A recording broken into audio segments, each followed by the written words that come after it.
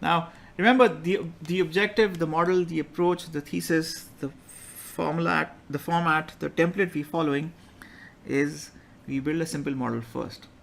We build a crude simple model first to get to our crude answers. In this specific case, what we're trying to answer is how big can the UAE market be, right? And Maya wants to get to a crude answer first before they'll improve it. They also want to get a sense of, is this market big enough for us to buy, purchase, service, and pay off a warehouse? These are two objectives. So they've done this analysis using simplistic assumptions, basic assumptions. They want to get to the answer quickly. Once they've gotten the answer, then they'll figure out what to do next. All right. So now in expenses, they've got G&A expenses, which is called general and administrative expenses. We've put in a flat value, fixed value here for now because we want to get an answer. Then you will update this and make it more dynamic a little later. Second element is sales and marketing. Third element is other expenses. And fortunately or unfortunately, all three of these pieces as of now are static. So once we factor these three in, we get a list of total operating expenses, which is just a sum of the items that we've put on top. So G&A, general administrative, sales and marketing, other expenses. As we move through iterations and versions of the model, we'll update these figures. So we'll just like we have an engine for revenues here, we have an engine for revenues. We will build separate components for G&A, for sales and marketing, and for other expenses. So you've got your total operating expenses. You subtract your gross margin from your total operating expenses to get to 422. And this 422 is, so this word, okay, so let me just call it operating income for now. And we'll talk about what EBITDA is a little later. All right, so interest expense we've plugged in as a placeholder value now. I'm just going to remove this for now. So assuming that nothing, okay, let me just put in 1,000 dirhams so that we don't end up with these values. Okay, which tells us that if Maya were to go out and borrow money to buy a warehouse, and if the warehouse sort of cost, let's say, 1 million dirhams,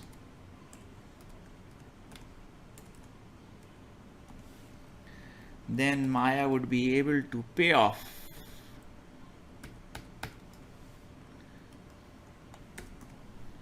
this amount of debt in a certain amount of time. So what we want to do now, the next step for us is we're going to take one of these items and convert that into something which is a little bit more dynamic. So for example, this number here, right? Sales and marketing. We want to update this. So the second thing we want to do is we want to, this orders per month, we want to have a more dynamic model around that. And where does that dynamic model come from? You need to add another range of drivers. So you remember we spoke about in the PowerPoint deck, impressions, click-through rate, clicks, conversion rates, orders, ticket size, revenues. I want to plug this in. I want to plug all of this in that model. And the reason I want to plug it in is because that's going to make life a lot more simpler and easier for me. So I'm going to say impressions. So impressions basically come from where? They come from search.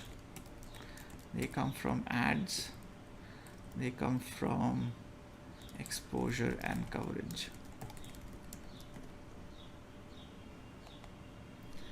And then people see it and they click through rate.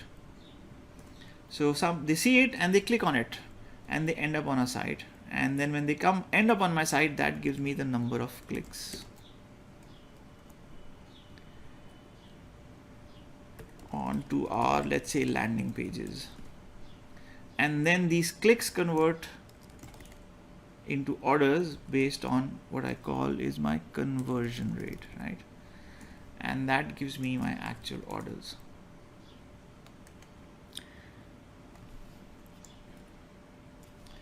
All right, so now my question here is, from our perspective and our point of view, we're saying orders per month, 1,700 orders per month. So if I look at, basic math, my basic math is, let's say if I run a couple of properties, I have one property where the click-through rate, the CTR, is about 4%. So somebody does a search on, let's say, financial modeling workshop in Karachi, and somewhere in the list of search results that Google shows pops up our name, and the copy is interesting for somebody to click on it, so they click on it and we get to a certain stage, right? When they click on it, they get to our landing page. If they like what they see, they place an order. So my click-through rate, let's say, is about 4%, and let's say my conversion rate is about 0.2%. So for context, if you look at Amazon's about 2%. I'm at about 0.2%. Lots of room for improvement here. So if I just extend this math, 2020, I want to get a sense of how much impressions do I need to get to 1700 orders, right? I want to sort of reverse solve for it. I want to answer the question, how many impressions do I need to get to 1700 orders per month? So if I, let's say, start with let's say I start with 1 million impressions a month, and I have a CTR of 4%. So if I have a CTR of 4% with 1 million impressions, I end up with, so this needs to be 4%. This needs to be 4%. And my clicks is going to be this into 4%. So that's my click-through rate. And my conversion rate 0.2%. So let's make the 0.2%. So that gives me how many orders? That gives me these many orders. Does that work? 40,000 clicks at 0.2% will give me 80 orders per month. So obviously 80 orders per month is not going to be enough. I need 1700 orders. So I need to add a few more zeros to the impressions, right? So I do 10 million impressions. That gets me to 800 orders. All right, let's just be aggressive. Jawad Ahmed Fareed's conversion rate 0.2%, but let's assume Maya's conversion rate is about 0.4%. And if I put this at 0.4%, then that should solve my problems. There we go, 1600 orders. Let's change this to about 4.5%. And we're at 1800 orders, right? So you see did you just see what happened? We've sort of reverse solved for number of orders. I'm going to just copy and paste this across the board. Oh.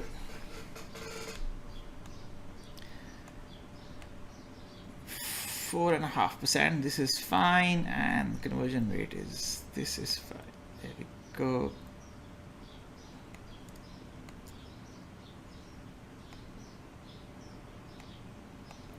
So why are we doing this? We're doing two things. One, what we want to do is we want to build a dynamic model. I don't like static models, and while static models are a good starting point, they don't actually solve a lot of the problems we face as founders. They don't answer a lot of questions we need to answer as founders, right? So what we want to do is we want to build a simplistic model which is dynamic in nature, and to build that dynamic model, we need to first start by making sure we have assumptions to play with. So what have we done here? What we've just done here is we said, I need to build, if I do 10 million impressions a month, I'll get about 1.1800 orders a month, right? Now, why impressions? Maya is a fresh start. Nobody knows Maya in the UAE market as yet. How will they find out about Maya? Maya will have to spend time and money and cash and dollars on generating impressions. What's the cost per impression?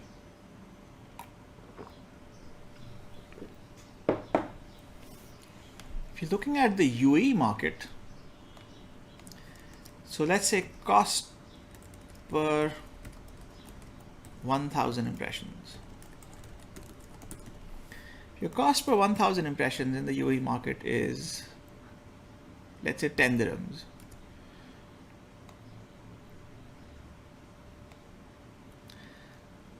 And if you're doing this, then your ad spend, the amount that you'll actually spend, is simply going to be this divided by 1000. That gives you the units in terms of thousands of impressions into 10.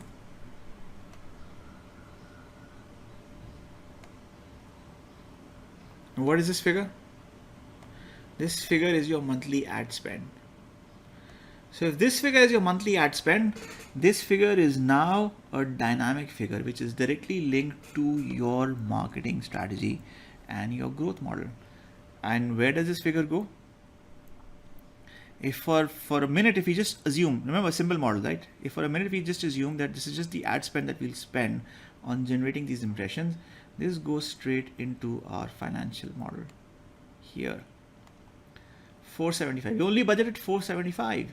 But the reality is, to generate 10 million impressions, we need actually a little bit more.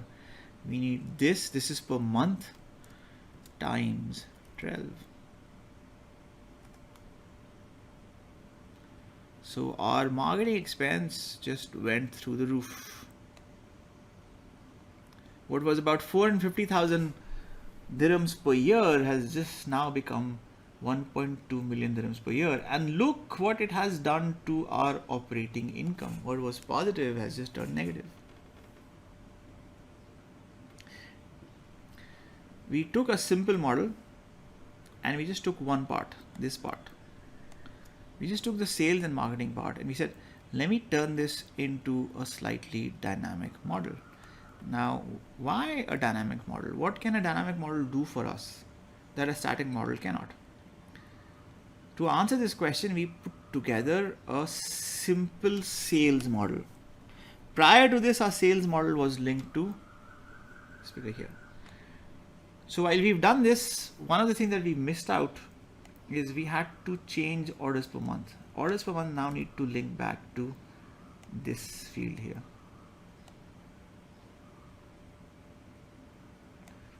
That's orders per month, and I want these orders to grow, so I'm going to assume that I'm going to go from 10 million impressions to 12 million impressions to 14 million impressions to 15 million impressions to 15 million impressions. Now the other problem is your cost per 1,000 impressions is not going to remain static. As you increase, as the market gets more competitive, as you sort of become, you start to get more traction, this is also going to rise. So this is 11, 12, 13 and 14 dirhams per million. So your order book grows from 18 to 2700. Your revenue grows from 5.4 million to 12.5 million dirhams. And your sales and marketing expense grows from this much to this much, right? And this looks horrible. This looks terrible. So your operating income, the amount of money, dollars in, dollars out, your dollars in, dollars out picture is looking very, very bleak.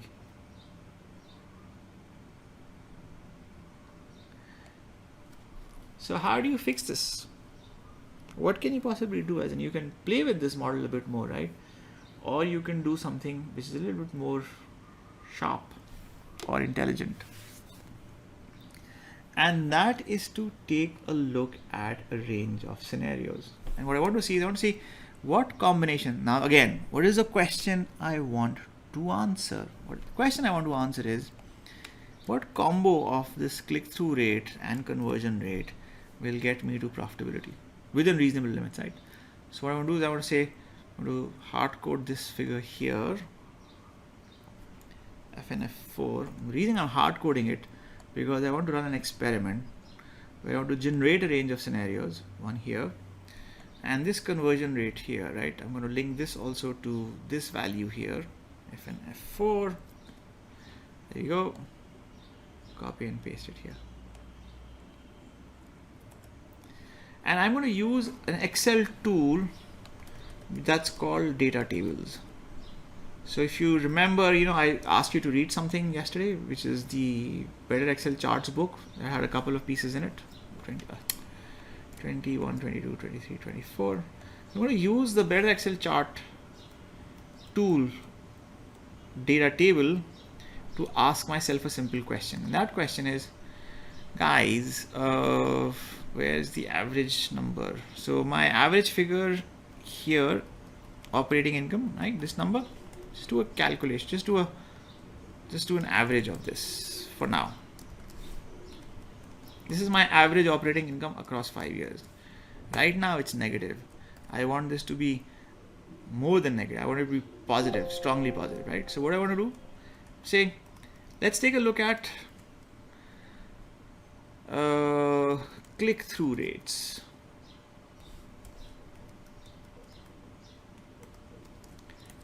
Click-through rates. I'm going to take a range that goes from 3%, 3.5%, all the way up to 8%. So 8% is actually quite 8%. 8, there you go, that's 8%. 7%. 7% actually quite aggressive. And then conversion rates that go from 0.2%, which is where I am right now, to 0.25%. Oh, sorry, 0.3%.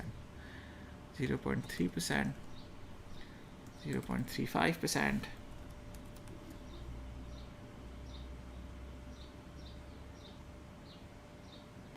to 0.75%. And I want to look at the relationship of these values against this number here.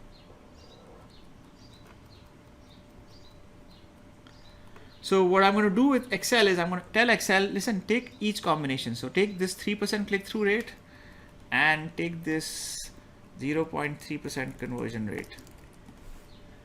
Plug them in, pick up the value that I need and store it. So let me just do a quick run here and then we'll walk through about what we did and how we did it. So what you do is you go to Excel, you go to data again, you go to what if analysis, click on data table. In row input cell, you plug in this value here because this is what's going to update this entire series. In column input cell, you plug in this value here, update this entire series. You press OK. When you press OK, Excel has done the calculations for you.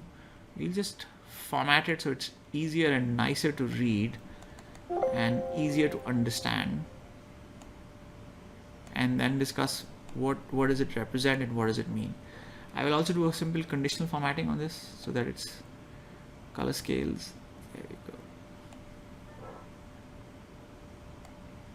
All right, so now let's take a quick look at what Excel has done for us. What Excel has done for us, Excel said, Jawad, if you want to survive in this business and do well, then this is the grid that you want to look at. And this is the grid that works from essentially a conversion rate of 0.5% and a click-through rate of 4.5%. If you can get a click-through rate, so you know your ad impression pops up, it shows up on search, it goes higher, and you've got this here, right? If you got a click-through rate of 4.5 and a conversion rate of 0.5%, then you know this business can work and you can make money. Anything lower is not going to work. So we know for a fact historically that it's possible for you to get all the way to 6.5, 7% on the CTR side, and you know as high as about 0.7, 0.75% on the conversion rate side. As long as you can aim for these two figures, you're fine. If you're any lower, you will be in trouble. So if you, let's say 4% CTR and you're 0.45%, that's just a world of pain. That's this space.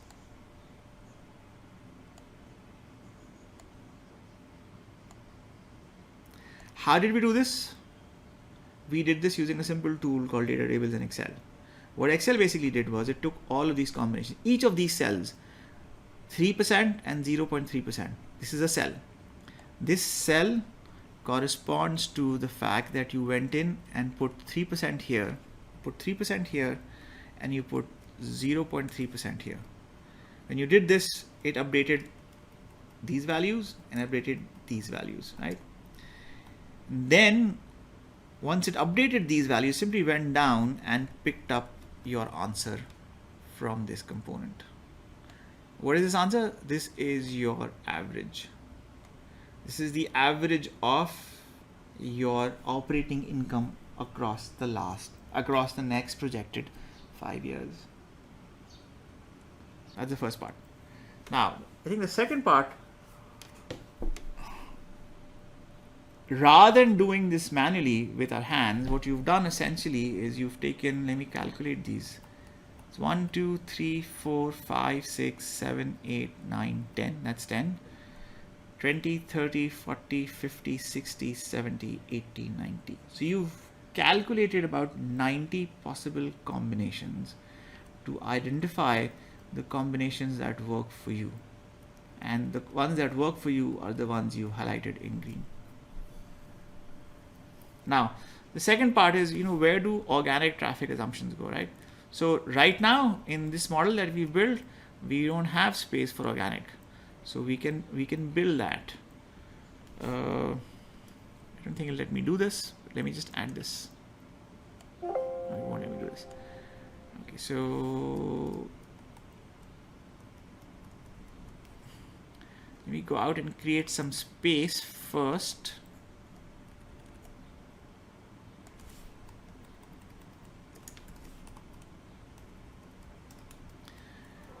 And this is your paid impressions, and this would be your organic impressions. And let's say this number comes out to be also even, so you do half here, half there. In the beginning, in the first year, Maya doesn't expect to get a lot of organic impressions, so this number will change. So this will become maybe 5 million, 7 million, 9 million, 10 million, and 11 million. Right, and then once you do this, you can extend the model to include the impact of the same numbers. The question is, each segment, each sector, each niche, each product has a different click-through rate, and I'm just exploring the UAE market. So in Maya's case, the exploration in specific category, and that specific category is the babies to preteen market, right? That is basically babies' clothes, shoes, school supplies, mother care items, and child care items, right? So they've got let's say 200 items across maybe 7 or 8 categories that they plan to supply. For those items and for those categories, they have a sense of what the numbers look like. For now, what they've done is they've simply said, listen, on average, this is going to be my click-through rate, but this click-through rate is going to vary. It's going to depend on a number of other factors. For now, I've just used a very simple model where I've plugged this number in. In reality, you'd actually have more details and more factors. I just want to highlight what we've done here, right? We've done two things. One, we took a static model, and that static model started off with a static list of orders, but we updated those orders. We updated that model by adding a simpler model to it. That's the first part that we did. When we added that model, we were able to get two things. We were able to get the cost for our marketing budget, our ad spend, this number here, and we were able to plug that into the model. But that then raised a different question. And that question was, at what combination of drivers that we've used in the modeling process will we actually hit profitability? To answer that question, we use data tables.